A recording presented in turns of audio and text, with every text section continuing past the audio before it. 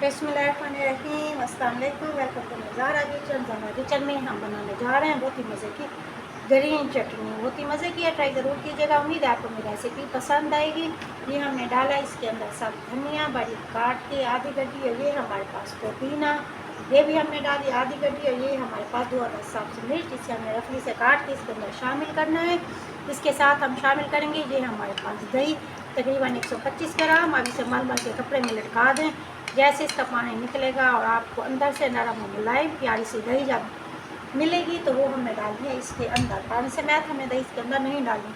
तो ये हमारे पास नमक हस्बे ज़ायका इसलिए क्योंकि कुछ लोग तेज़ नमक पसंद करते हैं, कुछ कम, इसलिए हस्बे ज़ायका नमक यूज़ करेंगे। और ये हमारे पास सफ़ेद ज़ीरा, इसे हमें हल्का सा भून लेना है, बगैर घी के भूनना है, घी के साथ नहीं भूनना, बगैर घी के हम इसे भून के इसके अंदर डालेंगे।